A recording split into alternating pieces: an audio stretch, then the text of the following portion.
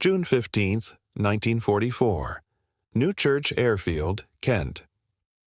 A grass strip carved into the Romney Marsh, close enough to the coast that the ground crew can hear the channel on a quiet morning. This is not a quiet morning. A telephone rings in the dispersal hut. A pilot officer barely out of his teens drops his tea, unfinished, and runs. Around him, other men are already moving towards aircraft that look, at first glance, brutish rather than beautiful. Long noses, thick wings, a chin radiator jutting forward like a boxer's jaw. These are Hawker Tempests, and in less than 90 seconds 4 of them are rolling down the strip, engines screaming, tails lifting, undercarriages folding away into wings built thinner than almost anything else flying. Somewhere over the Kent coast, a new kind of target is already inbound. It has no pilot. It has no fear, no fatigue, no instinct for self-preservation. It flies in a dead straight line at just under 400 miles an hour, powered by an engine that makes a sound like a monstrous, malfunctioning motorbike, and it carries close to a ton of high explosive in its nose. The British have taken to calling it the Doodlebug. The Germans call it Vergeltungswaffe 1, Vengeance Weapon 1. It does not care who it kills. It simply flies until its fuel runs out, and then it falls. The Tempest pilots climb out over the channel and level off low, hunting. Somewhere ahead, a pulsing engine note grows louder, and then there it is. A stubby, cylindrical shape trailing orange flame from its tail, skimming the sea at rooftop height and closing the gap to London by the second. There is precisely one way to stop it, and that is to catch it. Nothing else in RAF service reliably can. The Spitfire cannot, not down here, not at this speed. The Typhoon cannot, not without a following wind and a great deal of luck. Only this odd, heavy, unglamorous aircraft, dismissed by some as merely a bigger Typhoon, has the raw pace at sea level to run one of these things down before it reaches a city full of people who have no idea it is coming. This is the story of the Hawker Tempest. It never received the poetic tributes that were showered upon the Spitfire. It was not sleek. It was not elegant. Pilots who transferred onto it from lighter aircraft sometimes needed weeks to trust its size and its weight, to stop flinching at how heavily it sat in a turn compared with the aircraft they had flown before. Ground crews joked that it looked less like a thoroughbred fighter and more like something assembled by a blacksmith who had read a description of an airplane rather than seen one. But at low altitude, in the last desperate summer of the war in Europe, it was very possibly the fastest and most dangerous propeller-driven fighter on the planet, and it would go on to do something almost no other Allied aircraft managed: catch and kill Hitler's jets in a straight fight. To understand why Britain needed something this fast, this heavy, and this uncompromising, you first have to understand the aircraft it was built to replace and the crisis that made replacing it so urgent. By the middle of 1943, the Royal Air Force already possessed a formidable low-level fighter bomber in the Hawker Typhoon. It could carry bombs and rockets, it could shred armor and rolling stock with its cannon, and it had earned the fear of German troops across northern France. But the Typhoon had a flaw that no amount of pilot skill could fix. Its wing, a thick traditional design inherited from earlier Hawker fighters, generated punishing drag once the aircraft approached the speed of sound in a dive, and its performance above roughly 20,000 feet fell away sharply. It had been designed as a high-altitude interceptor and had ended up, almost by accident, as something else entirely. Hawker's chief designer, Sidney Cam, understood the problem intimately because his own team had built it. What the RAF actually needed was an aircraft with the Typhoon's brute strength and firepower, but married to a wing that could cut through the air rather than fight it. The urgency behind that requirement sharpened considerably through 1943 and into 1944, for reasons that had nothing to do with dogfighting and everything to do with intelligence reports trickling out of occupied Europe.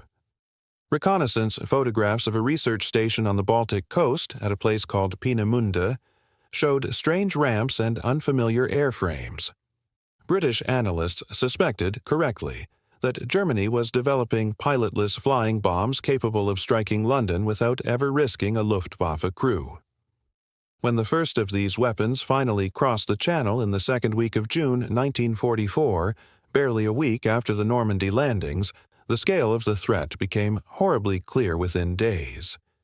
Nearly 10,000 V-1s would eventually be launched at Britain before the campaign ended, arriving day and night, in all weather, at a pace no bomber raid had ever managed to sustain. For Londoners, it was a peculiarly cruel form of terror, precisely because the weapon offered no pattern to learn and no warning to trust. A bomber raid came and went. The V-1s simply kept coming, hour after hour, and a family sheltering in a cellar had no way of knowing whether the coming days would bring one bomb or 20.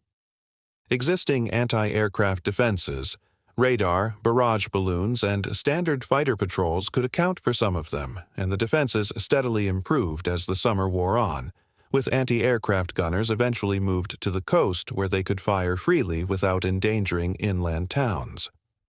But a flying bomb traveling at 640 kilometers an hour, around 400 miles an hour, at an altitude of perhaps 900 meters, was simply too fast for most fighters to catch in a tail chase. A Spitfire. Mark 9, magnificent as it was, could only just match that speed in level flight, and only briefly, and even the specially lightened Spitfire. Mark 14 struggled to guarantee an interception every time. The Typhoon, for all its ground attack pedigree, lacked the outright speed advantage needed to close the gap reliably before a V-1 crossed the coast. Something faster was needed, immediately in numbers, and it needed to work at exactly the low altitude where the Typhoon's compromised wing mattered least and its raw power mattered most. Britain did not have the luxury of years to develop such an aircraft from scratch. It needed something that was, in essence, already waiting in the wings. That something already existed, in prototype form, quietly maturing at Hawker's design offices at Kingston upon Thames and on the test airfield at Langley near Slough. Cam's team had taken the Typhoon's fuselage, stretched it for better stability, redesigned the cockpit glazing after close study of captured German Focke-Wulf fighters to give pilots a wider, safer field of view, and, crucially, fitted an entirely new wing. Where the Typhoon's wing was around 14.6% as thick as it was wide at its deepest point, the new laminar flow wing was closer to 10%, a slim, elliptical shape more reminiscent of the Spitfire than of anything Hawker had built before. The change diverged so far from the original Typhoon that the Air Ministry gave the aircraft its own name. It became the Tempest. Beneath that new wing sat an engine that, on paper, should barely have worked at all. The Napier Sabre was a 24-cylinder, liquid-cooled monster arranged in an H configuration, using sleeve valves rather than conventional poppet valves to squeeze extraordinary power from a relatively compact block.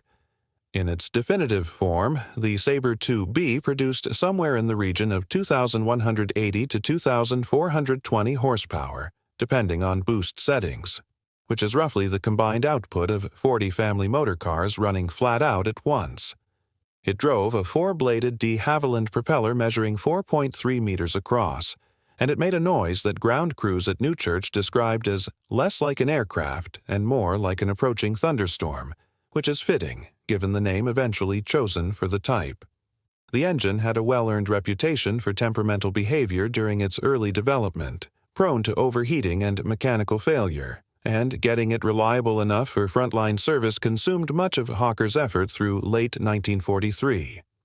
Armament was four 20mm Hispano cannon buried in the wings, each fed by 150 rounds, giving the Tempest a punch heavy enough to knock down anything the Luftwaffe put in the air, and, as it would soon prove, heavy enough to detonate a flying bomb's warhead in midair from a safe distance, which was rather the point.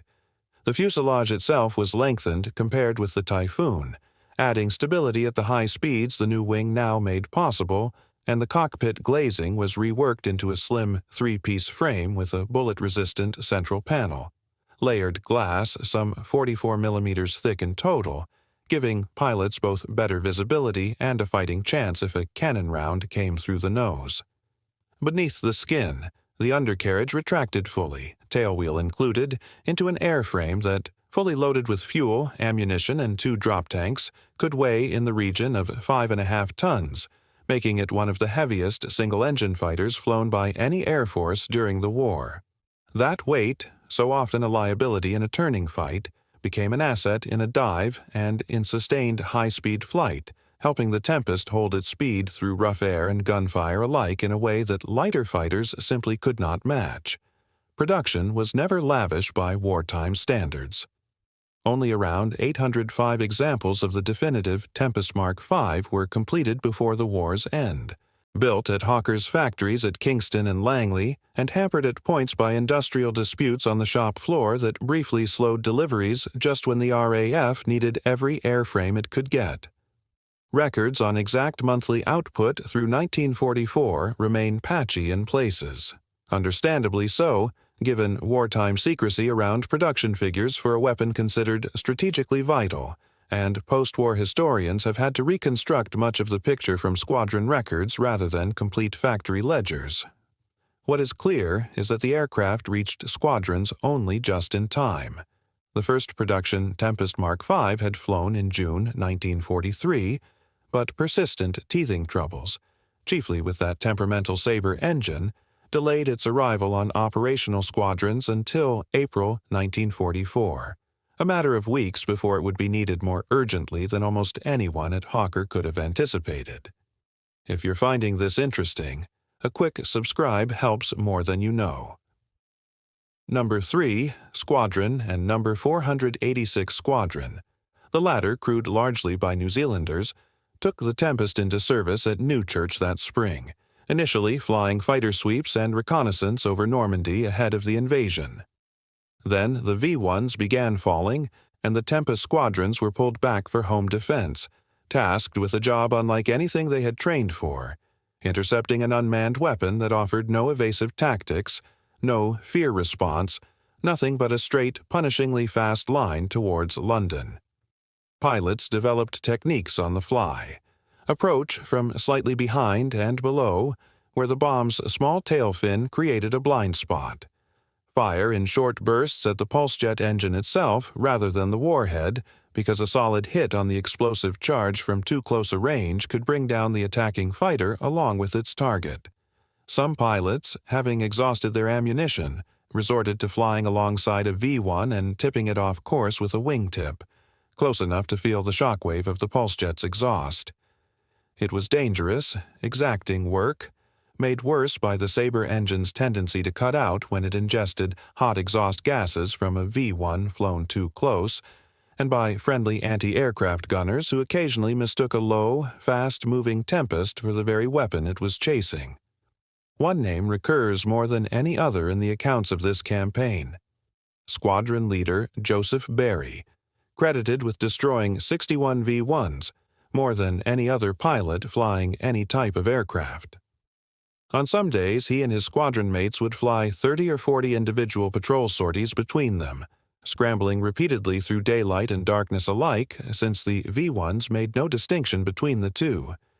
Across the whole of the interception campaign between June and September 1944, Tempest squadrons accounted for 638 flying bombs, out of roughly 1,771 destroyed by RAF fighters in total, a substantial share achieved by a handful of squadrons flying a single aircraft type, and success rates on visual contacts have been estimated at around 60%, a remarkably high figure against a target with no evasive instinct but a closing speed that left almost no margin for a poorly timed approach.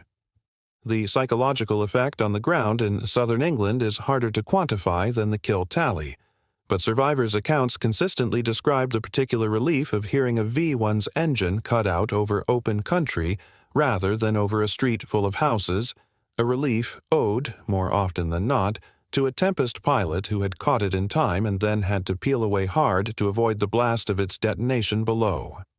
With the worst of the V-1 threat diminishing by fresh into autumn 1944 as Allied ground forces overran the launch sites in northern France, Tempest squadrons redirected their considerable talents towards occupied Europe itself, flying deep-armed reconnaissance sorties, hunting airfields, trains and road transport, and increasingly encountering the Luftwaffe's most advanced aircraft in the air.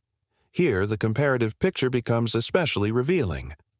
Against the Focke-Wulf FW190D-9 and the late-model Messerschmitt Bf 109K, both formidable at altitude, the Tempest held a clear edge in the low-level regime where most of this fighting actually took place, a product of that thin laminar wing and the sheer muscle of the Sabre engine. The American P-47 Thunderbolt, a superb high-altitude escort fighter, could not match the Tempest's low-level pace either, though it retained advantages higher up.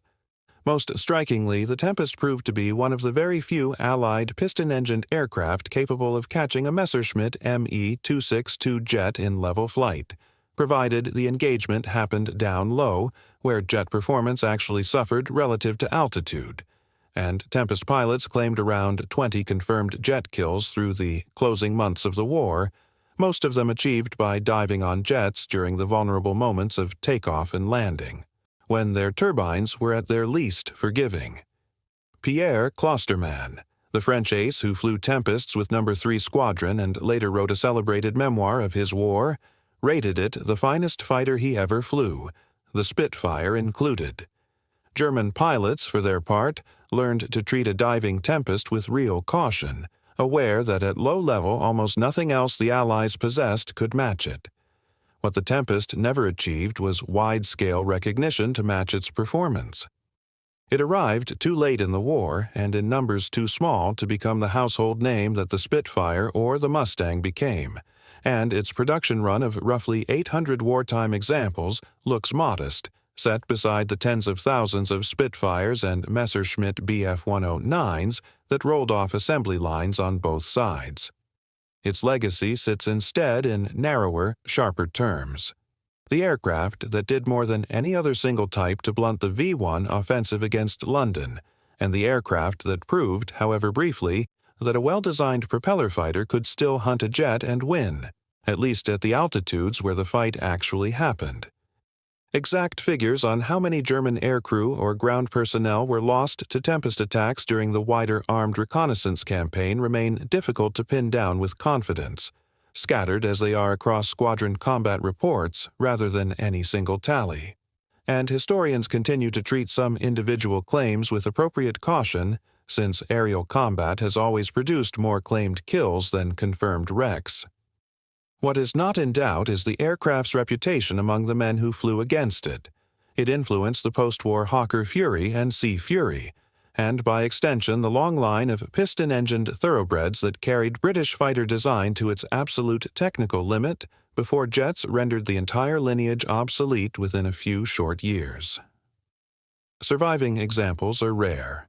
One complete Tempest, MW763, remains airworthy today, restored and based at Saiwell Aerodrome, having originally served with the post-war Indian Air Force in what is now Pakistan before making its way back to Britain decades later. Others exist as static exhibits, including preserved examples that visitors can see at British aviation museums, quiet reminders of an aircraft that spent its entire operational life moving as fast as anything with a propeller has ever moved. Return for a moment to that grass strip at Newchurch, to the sound the ground crew described as an approaching thunderstorm rolling down the runway and lifting into the Kent sky. Picture the pilot officer who dropped his tea, climbing hard over the channel, watching the horizon for a stubby, orange-tailed shape skimming the waves. He is not flying the prettiest aircraft the RAF ever built. He is not flying the most famous, nor the most cherished, nor the one that would end up on the cover of 100 boyhood annuals in the decades that followed. He is flying the one built specifically to be fast enough, low enough, and hard-hitting enough to do a job that nothing else in fighter command could reliably do. And for one desperate summer, that is precisely what it did. It caught bombs that outran Spitfires. It caught jets that outclassed everything else with a propeller. It was heavy where other fighters were light, brutish where others were elegant, overlooked where others were celebrated. It never asked to be admired. It was built to be effective, and at low altitude, for a few crucial months in 1944 and 1945, it was very possibly the single most dangerous aircraft in the sky, on either side of the war, propeller or jet. The Spitfire won the Battle of Britain and captured the public imagination, and it deserved to. But it was the Tempest, unglamorous and overlooked, that quietly did something the history books have been slower to credit. It kept pace with an enemy that nothing else could catch. It flew low, it flew fast, and it flew straight into weapons that were supposed to be unstoppable, right up until the war it was built for finally came to an end. Ugly, perhaps. Unbeaten where it mattered most, certainly.